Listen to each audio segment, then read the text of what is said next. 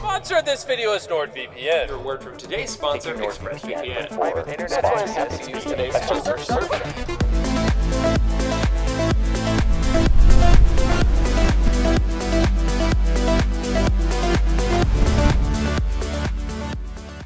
You've probably seen sponsored ads on YouTube for all kinds of things, from drinks and cereals to video games and sketchy online therapy services. But there's one that has always stuck out to me and makes me feel sort of uneasy: VPNs. Why has there been such a massive push in advertising over the past several years for such a specific tool? I mean, don't get me wrong, VPNs can be a perfectly legitimate security tool, but maybe I'm just getting cynical with age when I say this, but it feels very suspicious to advertise so heavily. On one hand, it is important to be mindful about online privacy, and VPNs can be a way to help with that. But on the other hand, it feels like these ads can be misleading in how they present their role in the privacy game. So today, I want to see if my gut feeling is right or not. We are going to work backwards by learning how VPNs work in an easy-to-understand way, how they are most often used, and then loop back around on how they were advertised in these videos. Before we start exploring the world of VPNs, I think it's helpful to explain how the internet works. This will make it easier to understand what exactly VPNs do for people when they use the internet. We can think of the internet as a virtual version of the postal service, where the websites and apps we use online are letters and packages sent by delivery trucks. When we want to see something, we send out a letter and request to see it.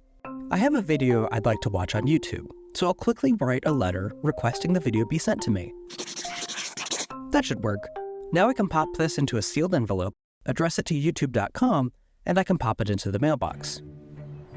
The letter is then picked up from my mailbox, and it makes its way back to the local post office. From there, the letter arrives at the next post office location. Then a truck leaves the post office and delivers it to YouTube. YouTube will open the letter, seeing what video we want to watch, and they package it up and it goes in reverse. The box goes to their post office, then travels to my post office, and then is dropped off at my front door, where I can start watching it. This is the basic idea of how information gets to you on the internet. Just like how package delivery has changed how the postal service works, the internet delivery process has also changed over time. One of the most important changes to this process has to do with privacy and safety. Before 2016, websites didn't have a lot of ways to keep anyone from seeing what you were doing on their websites. What this meant was basically every time you were sending a letter to request a website, it was on a postcard, and anyone could see exactly what you were looking for. This might not have been a big deal if you were looking for the best new cat videos, but it was a huge issue for things like keeping credit card information safe. The lack of security standards led to a massive increase in credit card fraud and other super important information being left out in the open. So in 2016, the federal government stepped in and said, hey, that's not cool. People probably want a lot more privacy for their information to stay safe.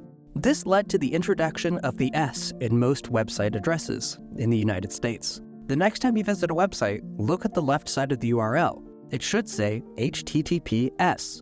That S at the end is what changed the system from being postcards that anyone could read to sealed letters, preventing anyone from seeing the contents.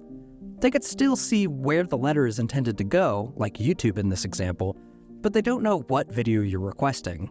It's great to have the added protection of having the letter sealed, but there may be some cases where you want even more privacy. This is where consumer VPNs come in. They essentially change the mailbox location of where your mail is sent. I could change the location of where my request is coming from by popping my letter in a mailbox somewhere else in the world. Why would I want to change where my request comes from, though? Well, a very common reason is if your country has banned certain websites for censorship.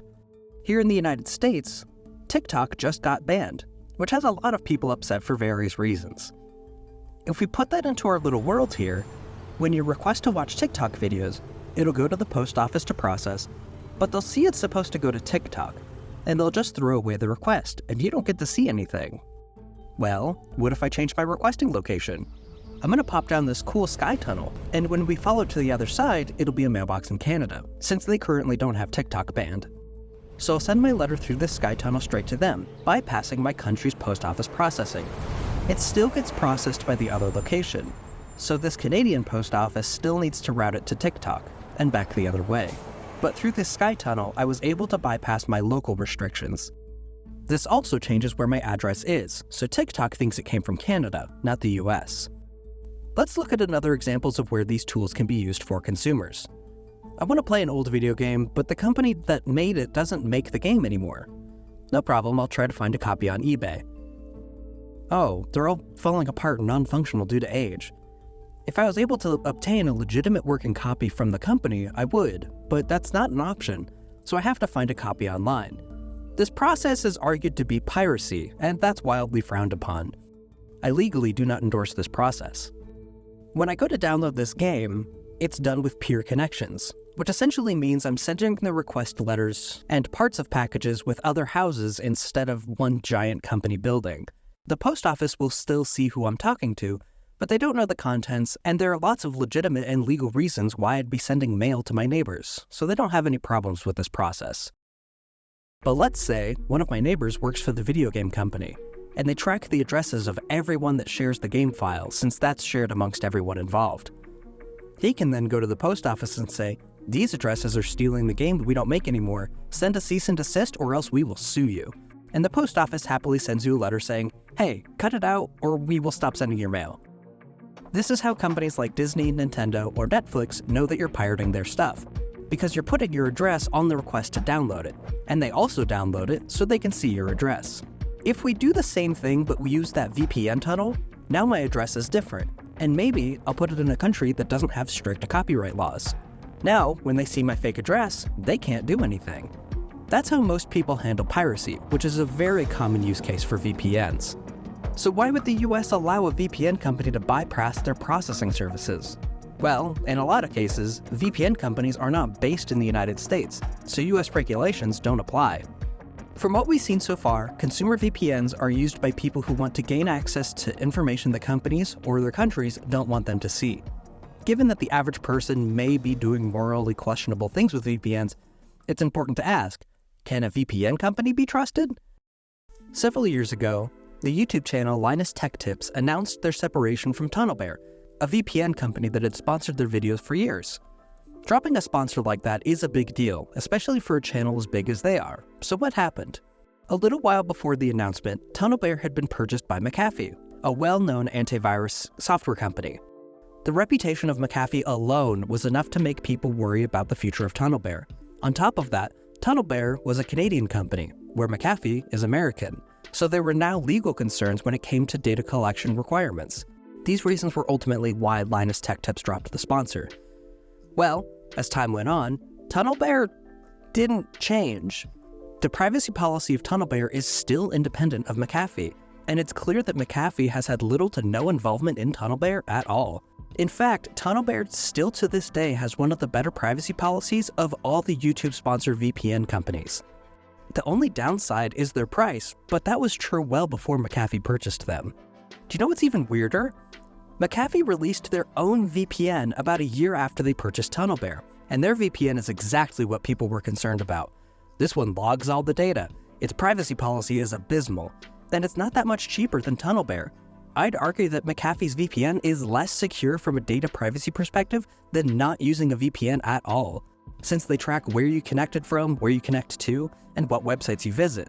They can't see the contents of the websites, as we discussed earlier. They'd have to find a way to decrypt that seal, but that's identical to just using your home internet.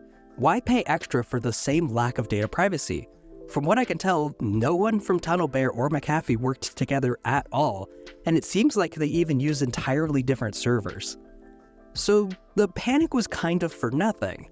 TunnelBear was long seen as a trusted platform in this game, but after sponsors like Linus Tech Tips dropped them, there was a massive misconception that they were no longer to be trusted, which just isn't true. Again, it is certainly expensive, but that was always the case. Most VPNs are honestly fine, so long as you read the privacy policy before giving them money. There have been a lot of free VPNs that have surfaced, and some of them even offer to pay you. Now that sounds super suspicious, right? Facebook, the world-renowned data hoarding extraordinaire, has a wild history of trying to push a free VPN, Onavo, and for a while, no one fully knew why until recently. As we discussed earlier, Facebook wouldn't be able to see the contents of the websites you visit. It's sealed data. It should be useless. Well, it turns out they had essentially made full-blown spyware. They were accessing parts of your phone that they weren't supposed to, and they made clones of that sealed data. Creepy stuff, but they took it a step further. Then they invented a way to unseal the data without the actual final destination being able to tell it had been tampered with at all. Fun fact, this is technically wiretapping, and hopefully the class action lawsuit they are currently undergoing points that out, because that's just straight up a crime. It's just like opening up somebody else's mail.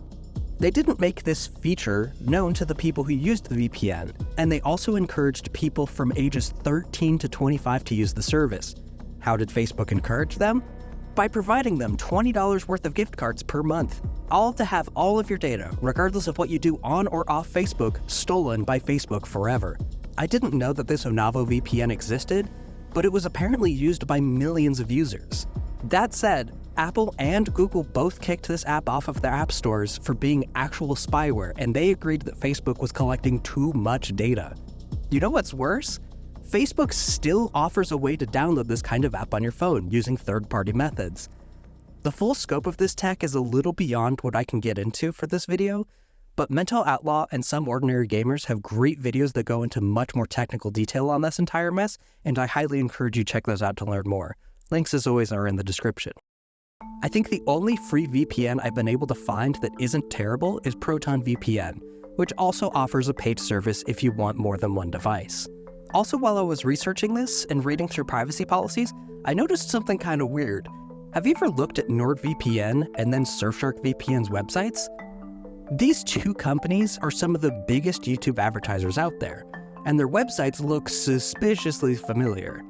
If you do a little digging, in 2022, the parent companies of NordVPN and Surfshark merged, so it's actually the same company.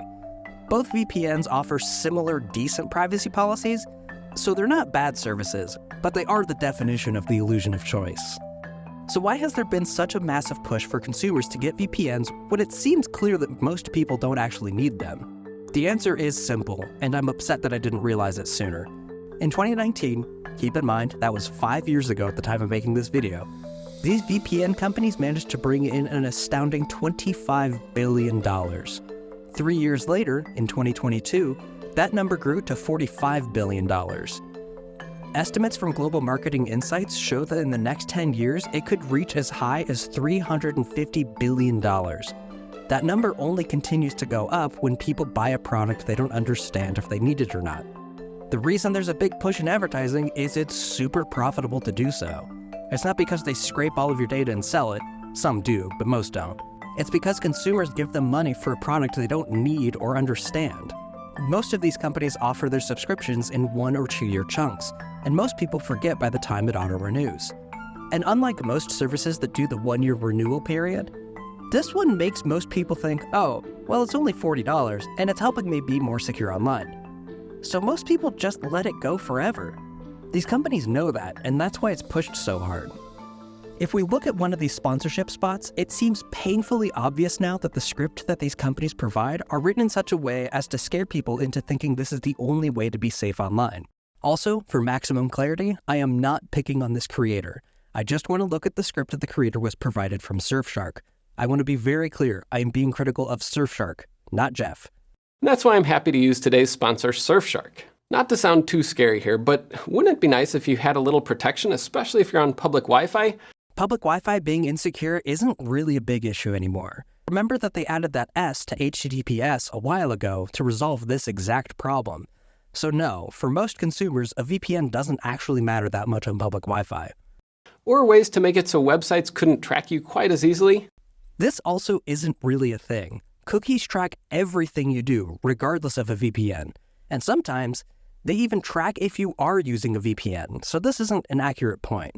Now, I also have my own private WireGuard VPN. I use that a lot, but sometimes I just want to connect to a site that's restricted to some other country. This normally goes the other way around, but it is a valid use of a VPN. Or I'm on someone's public Wi-Fi and I just want that extra little bit of security knowing their router can't read my traffic. Again, this isn't really a thing anymore. The router can see what websites or apps you're actively using, but like if I FaceTime someone, they don't see FaceTime, they see apple.com since it's an Apple service, so it's already disguised. Obviously, you have to trust Surfshark if you want to use them as your VPN too, but I like them and I haven't had any issues. You can only trust a company if you read and actually agree with its privacy policy. Also remember that Surfshark and NordVPN are the same company, so they're tricking you into believing there's a choice, which doesn't feel super trustworthy to me. Again, I don't fault any creators here. While some of them know this is misleading, I'd assume that most don't. Tom Scott is one example of a creator who turned away VPN sponsors because he understood how it worked, and he found the script to be misleading to his viewers. But honestly, given how YouTube advertising rates fluctuate for creators, I think doing sponsored spots is fine to pay for them to make the content that they love. There are some examples where it gets a little uneasy, like in the case of those sketchy online therapy services, but for something like a drink or whatever, sure, if it pays the bills, show me why I should drink your smelly water. VPNs have a valid place in the security space. The issue with these companies isn't that, not at all. The issue is that they're tricking people into paying for yet another subscription that they're not going to use or understand how to properly use, while making them think they're being more secure online. If you use Instagram regularly, or you have a cloud security camera inside your house, you have much bigger privacy problems to worry about, and a VPN won't make any difference. I hate to be so blunt about it, but it's true. If you want to learn more about data privacy and how data breaches impact you, check out my video that breaks that down here. I hope you enjoyed the video, and if you liked it, consider subscribing. If you want to directly support me in making these videos, become a channel member. As always, please be kind and patient with one another, and have a great day.